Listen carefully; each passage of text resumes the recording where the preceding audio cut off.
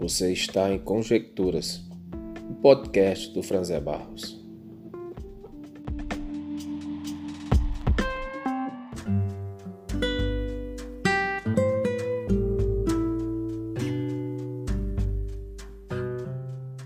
No meu último podcast sobre o período do meu ateísmo, no finalzinho eu falei da minha passagem, eu e minha família, por uma religião de matriz africana.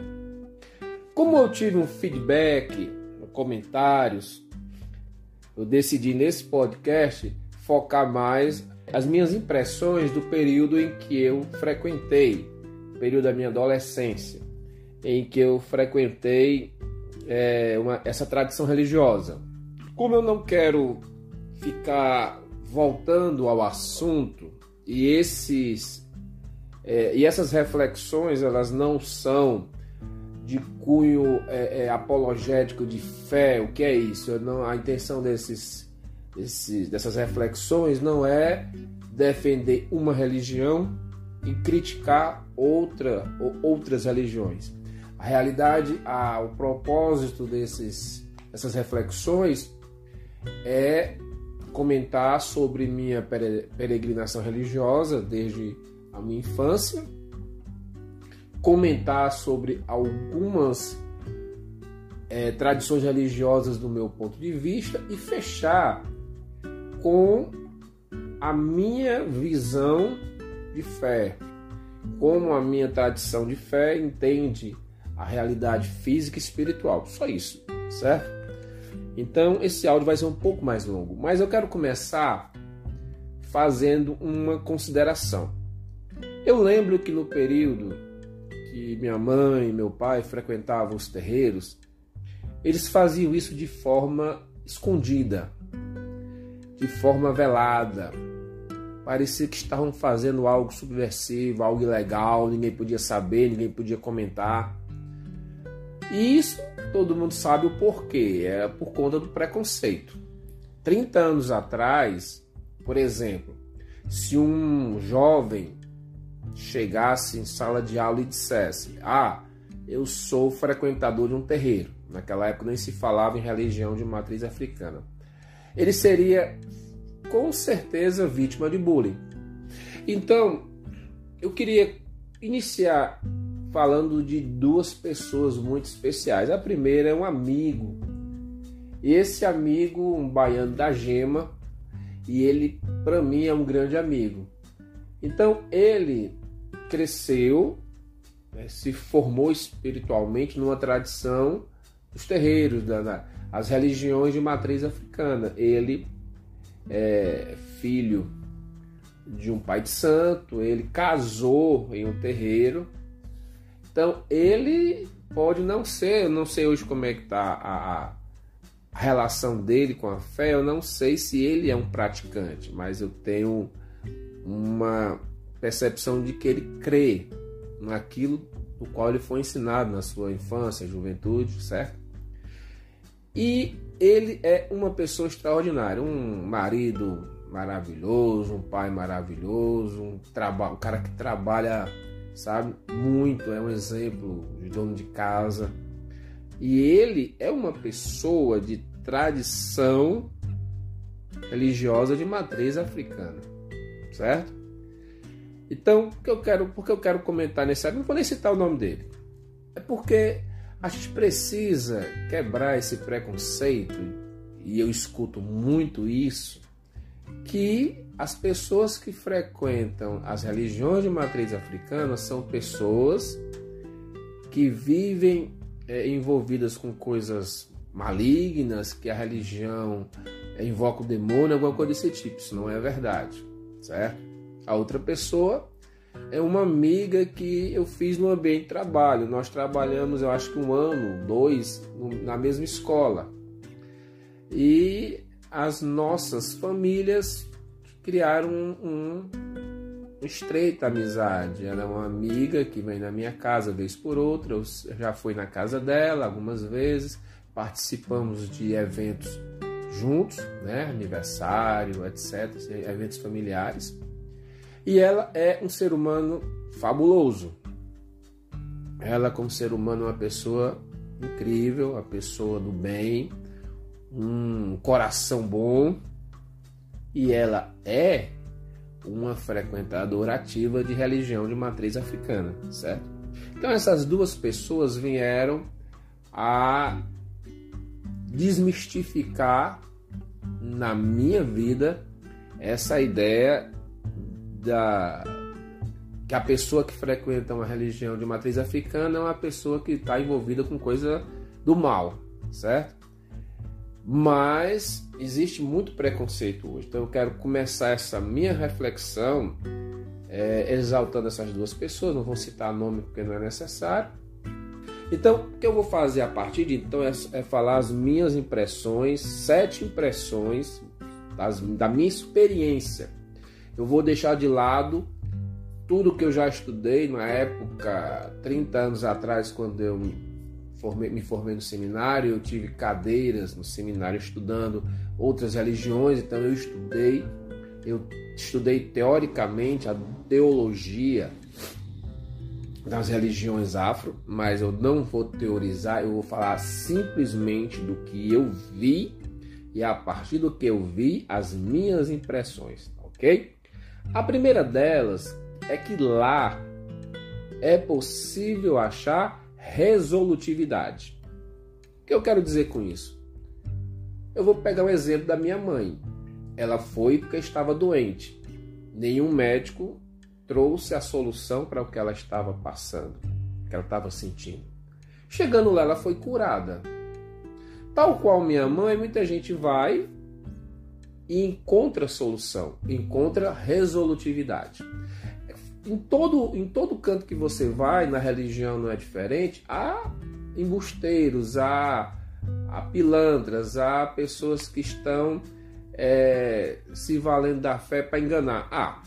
Mas se você for num reduto sincero, você vai encontrar a resposta, certo? Isso aí eu não posso negar, tá bom? Então, primeiro, você vai encontrar resolutividade.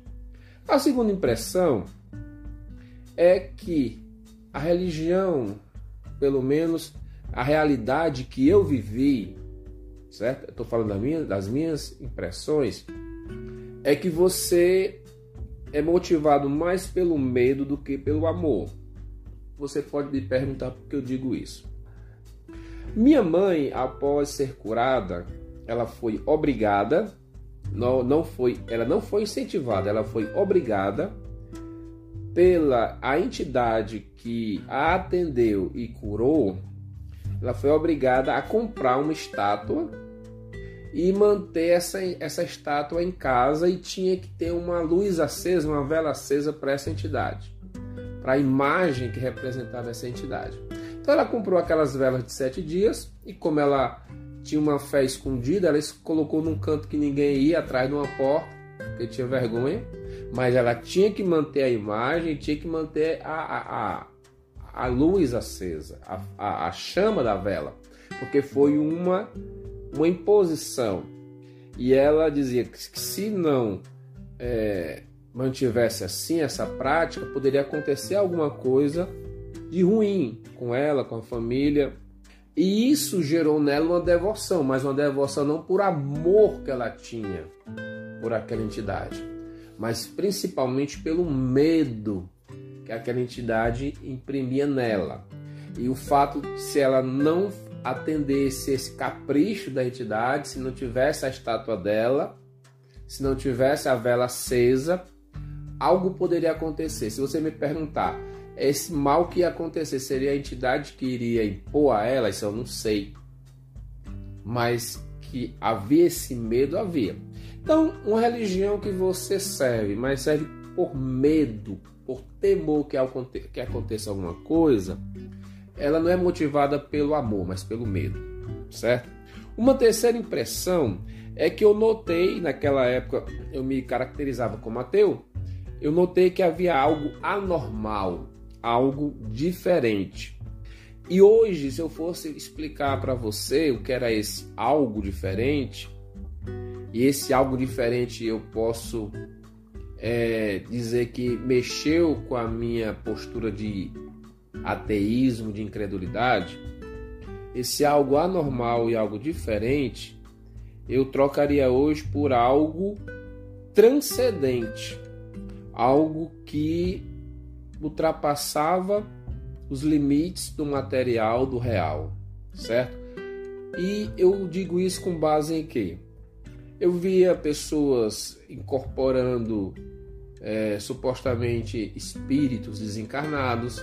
Quando a pessoa assumia quando a pessoa era invadida por esse espírito, vou usar assim essa expressão, ela assumia uma outra postura, um outro tom de voz, uma outra forma de andar, era uma outra identidade.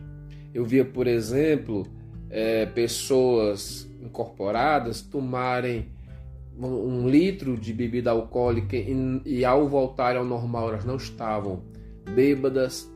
Eu via, por exemplo, numa época que não havia redes sociais para vasculhar a sua vida, a pessoa incorporada falar N coisas, muitas coisas da vida da pessoa que eram verdade, que ninguém sabia ou que um grupo restrito de pessoas sabia, e aquela pessoa comentar tudo isso, certo? Então tudo isso trazia um quê de diferente, de anormal, certo? E além de não ser normal, e hoje eu chamaria de algo transcendental, era verdadeiro.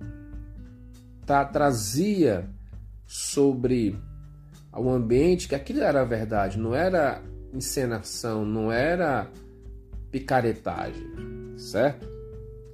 Quarto ponto é que o ambiente que eu frequentei me mostrava um fascínio pela possibilidade de manipulação de forças espirituais, certo?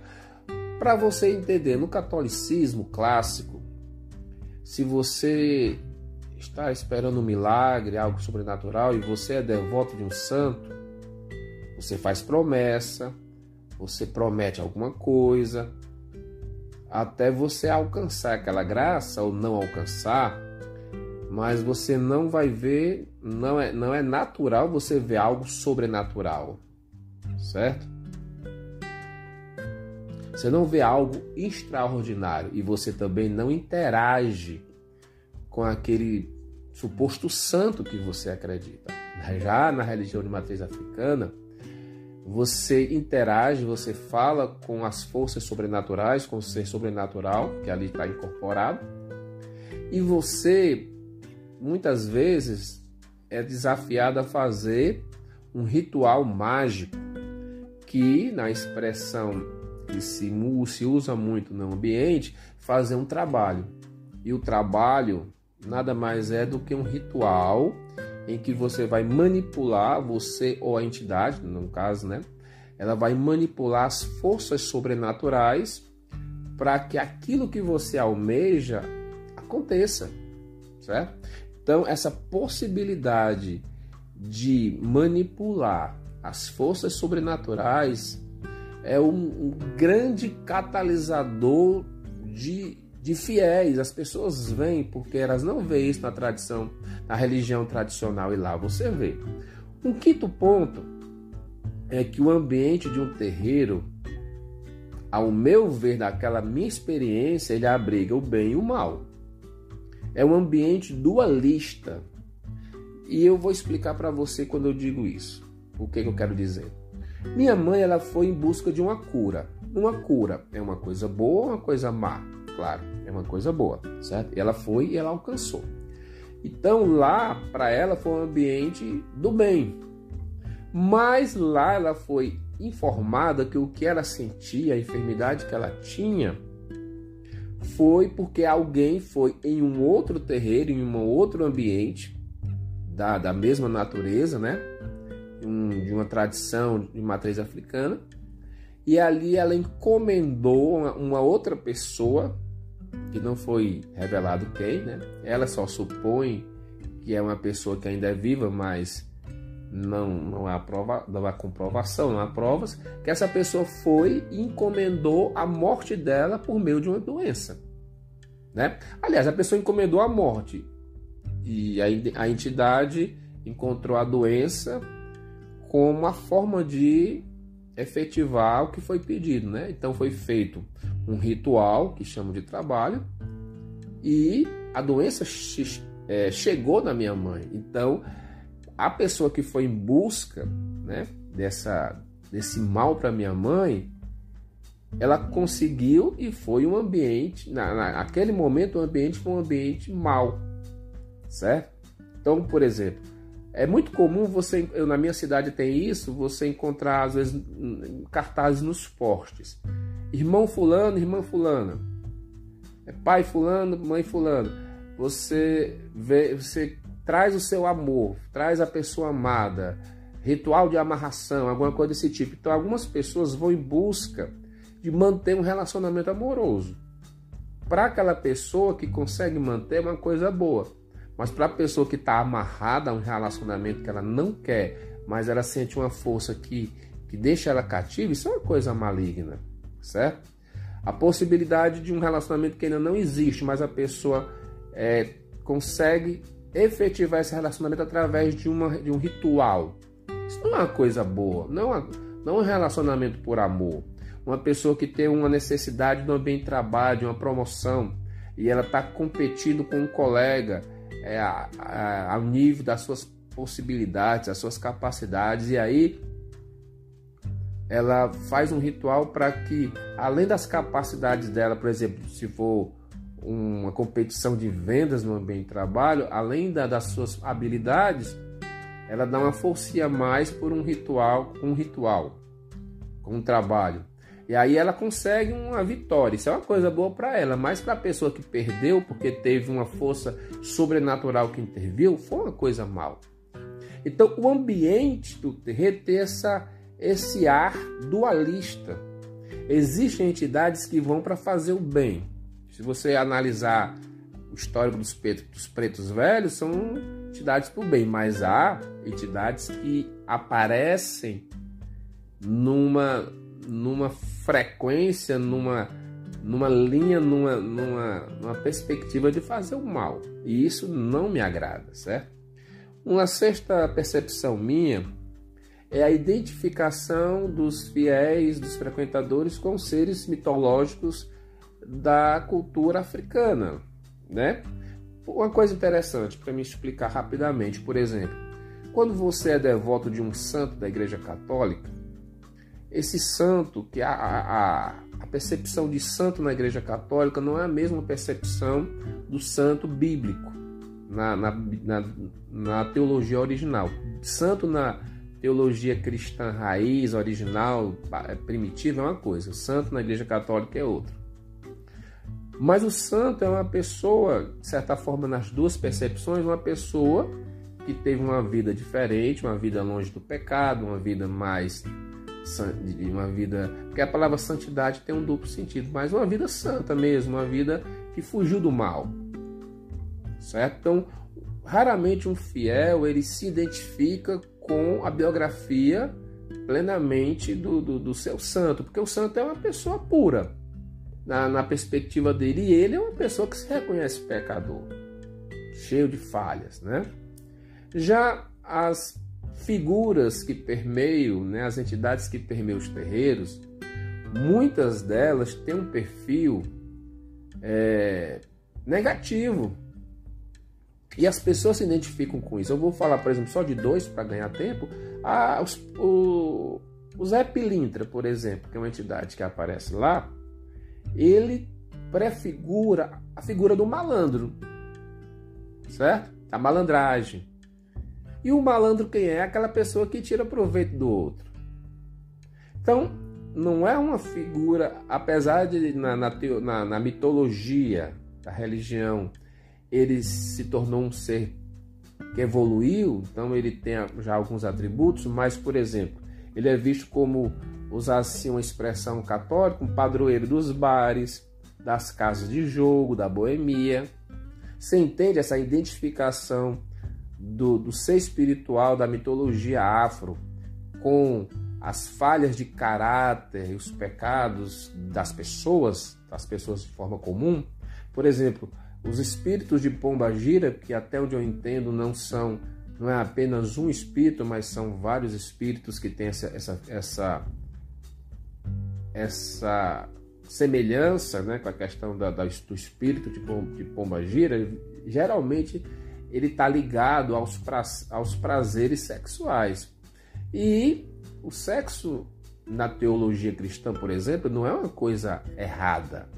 É uma coisa que é dada por Deus. Só que ele pode ser praticado de uma forma errada e pervertida. Então, os prazeres sexuais aflorados, potencializados, descontrolados, estão ligados a esse espírito. A questão da figura da prostituta, a ideia de uma mulher que no passado tinha uma vida promíscua, prostituta, ou quebrava as regras sociais, né? E ela morre e se torna um ser mais evoluído e vira esse espírito de Pombagira. Então, a figura, quando você olha as figuras que representam as ilustrações artísticas, são mulheres de forma sensual. Com o Zé Pilintra, a ideia de que ele foi um cara que teve uma vida meio de malandragem, mas que ao morrer ao morrer e se tornar um ser mais evoluído, ele angaria alguns valores, mas a figura dele é a figura do malandro, certo? E os rituais que muitas vezes são utilizados envolvem substâncias que viciam, como o álcool, a cachaça, o cigarro, o charuto, certo? Então, há essa identificação dos seres mitológicos da religião afro com os nossos lados mais negativos, nosso lado dos vícios, dos descontroles da carne, certo? Uma sétima impressão que eu tive da minha passagem por uma religião de matriz africana é aquilo que eu vou chamar de antagonismo de natureza e de propósito em relação ao cristianismo. Em 1989, minha família ainda frequentava, agora de uma forma mais reduzida. Meu pai já era falecido, minha mãe às vezes ia. Mas em outubro de 89 aconteceu algo que foi um divisor de águas na minha vida, que foi minha conversão à fé evangélica.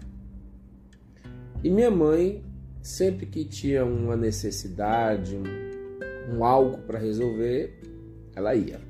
E eu abandonei, já não gostava de ir, e já estava com 19 anos, não me sentia obrigado a ir.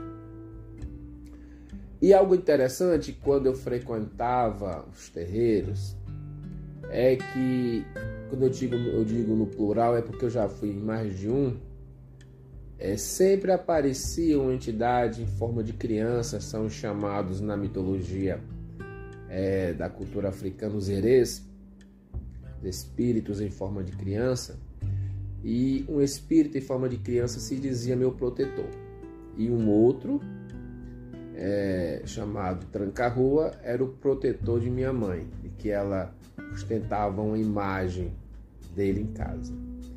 E mamãe chegou em casa informando, aí eu não lembro se foi aquele que se dizia o protetor dela ou era o que se dizia meu protetor, eu não lembro.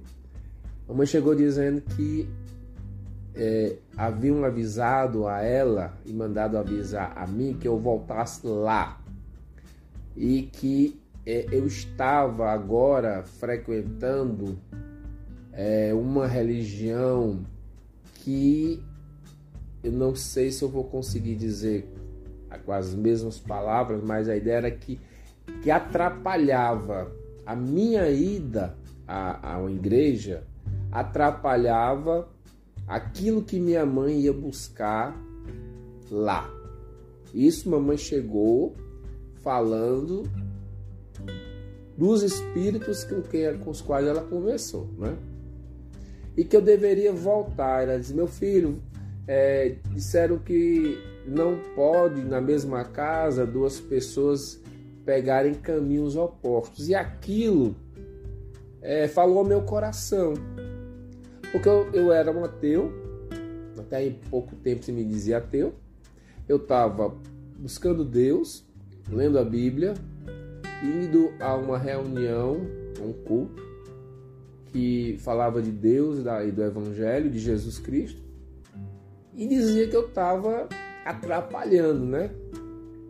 E isso me foi muito peculiar, e isso me chamou bastante atenção. Então, quer dizer que as duas correntes de fé têm propósito diferente. Quando eu fiquei sabendo disso, foi o que eu deduzi. E uma coisa interessante, até cômico, para fechar. Estudava no horário da tarde, estudava no turno da tarde e ia para a escola de ônibus. Pegava um ônibus no meu bairro, descia no centro de Fortaleza. E aí, um dia, não sei porquê, me deu vontade de pegar um outro caminho para ir para a escola, e era um caminho mais longo, né? Mas me deu a vontade, eu peguei uma outra rua. Eu ia por uma rua chamada General Sampaio quando eu descia no terminal de ônibus. E aí eu resolvi ir por uma rua chamada 24 de Maio. E aí quando eu pego o primeiro quarteirão, eu encontro minha mãe com uma galinha debaixo do braço, indo, né, escondida para um terreiro. E aquilo foi cômico, porque ela estava indo escondida de mim. E depois eu indaguei a ela disse que estava indo em busca de proteção para mim, porque haviam dito que se eu não abandonasse aquele movimento de fé, aquela tradição de fé da qual eu entrei e até hoje eu faço parte, iria acontecer algo comigo. E aí mamãe, com medo, foi em busca de proteção, né? Escondido, aliás, também. E aí eu disse para ela que não tinha perigo, que Deus estava protegendo. Então essa foi uma reflexão hoje muito extensa, mas eu precisava falar isso de uma vez só. Essas foram as minhas impressões, certo? Se você já foi, você pode me compartilhar suas impressões. Se você tiver dúvidas, discordar de alguma coisa que eu falei, concordar, você pode comentar. Obrigado por sua atenção. Eu sou o Franzé Barros e nós estivemos juntos em Conjecturas.